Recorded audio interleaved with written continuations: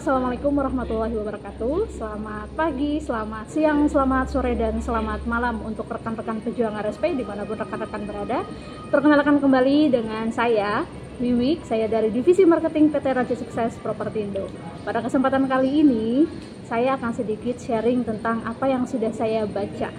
Pada kesempatan ini juga saya akan sedikit tentang membahas tentang yang sering terjadi di antara kita semua bagi para karyawan gitu, tentang burnout. Ya, mungkin teman-teman udah pernah sering dengar juga gitu, burnout. Nah, menurut WHO, burnout itu adalah merupakan sebuah sindrom yang dikonseptualisasikan sebagai akibat dari stres kronis di tempat kerja yang belum berhasil dikelola oleh seseorang individu gitu. Nah, karena belum bisa dikelola ini nih, kita kan rata-rata banyak ya teman-teman gitu, termasuk kita sebagai seorang marketing gitu, karena kita nggak capai target, terus kita ngerasa lelah, merasa tidak berguna, depresi. Nah, itu merupakan ciri-ciri burnout. Kondisi tersebut dapat diatasi dengan mencari dukungan pada orang yang terpercaya atau melakukan kegiatan yang menyenangkan tentunya gitu. Nah, ciri-ciri burnout yang perlu dikenali sama kita itu adalah selalu merasa kelelahan. Nah, jika kita merasa lelah nih sehingga tidak bisa menggerakkan otot atau bahkan tidak berdaya untuk bangun dari tempat tidur, kemungkinan itu adalah ciri-ciri burnout. Nah, burnout itu merupakan jenis stres terkait pekerjaan yang ditandai dengan perasaan lelah, baik secara emosional maupun fisik. Gitu. Yang kedua itu adalah merasa tidak berguna. Nah, ciri-ciri burnout yang kedua ini adalah munculnya rasa tidak berguna atau tidak kompeten. Hal ini mengarah pada kurangnya pencapaian dan produktivitas kita gitu. Ada kalanya tanda-tanda burnout itu munculnya itu sekaligus gitu. Mungkin teman-teman marketing juga merasakan gitu. Ketika bulan ini kita lagi down, aduh jualan saya cuma 1, aduh jualan saya cuma 2. Belum lagi ya tahu ya kalau marketing itu cuannya adalah kalau kita closing. Kalau kita nggak closing ya kita kurang gitu. Kalau kita pengen dapat cuan lebih ya syaratnya tadi closing dan akad gitu. Jadi otomatis kita biasanya ngerasa kayak gak berguna banget gitu. Yang ketiga itu adalah depresi. Nah, jika kita merasa tidak berguna teman-teman, nah nggak heran sih biasanya jika kita mengalami depresi gitu kan. Nah, penelitian ini menunjukkan bahwa penyebab utama burnout itu adalah pekerjaan.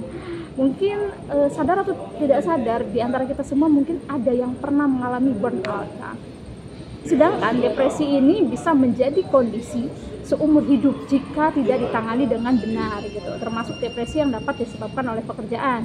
Bisa dibilang depresi dan pekerjaan itu saling berhubungan teman-teman. Nah, ada nih studi menunjukkan bahwa jika kita rentan terhadap depresi, maka akan lebih rentan lagi kita mengalami burnout.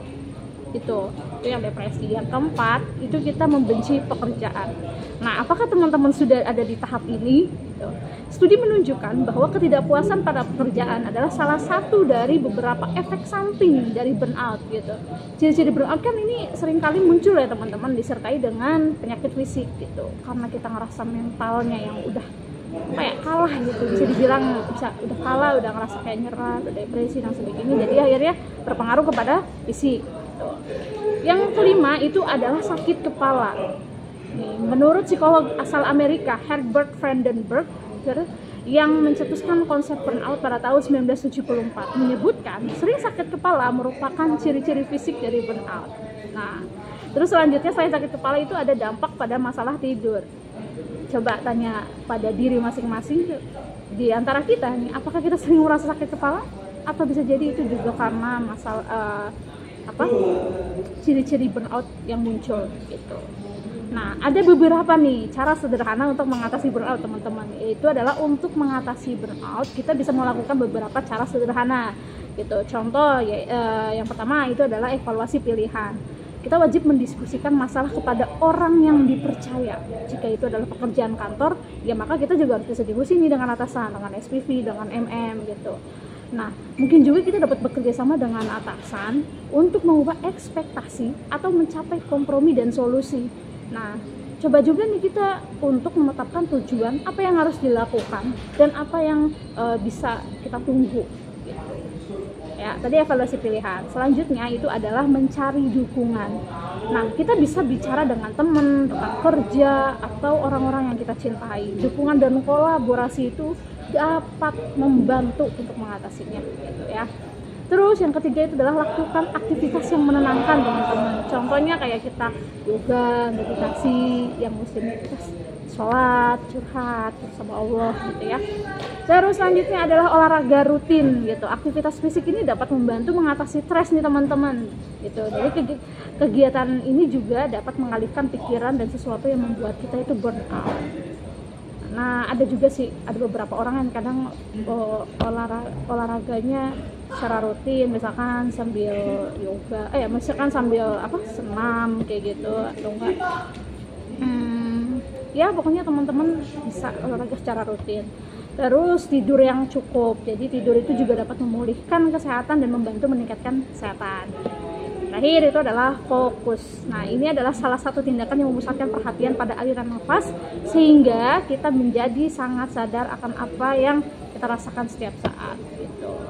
Hal yang perlu diingat nih teman-teman, tetaplah untuk berpikiran terbuka saat mempertimbangkan pilihan. Jadi jangan dibiarin nih pekerjaan yang menuntut itu merusak kesehatan kita, apalagi kesehatan jadi terganggu akibat terpengaruh oleh sesuatu yang tidak menguntungkan.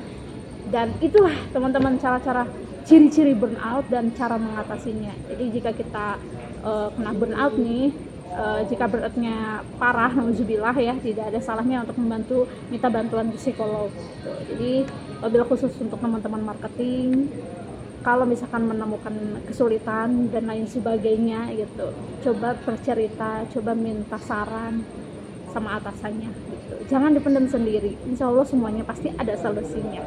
Itu sih paling dari saya. Terima kasih teman-teman atas waktunya sudah menonton video ini. Mohon maaf bila ada salah kata. Assalamualaikum warahmatullahi wabarakatuh.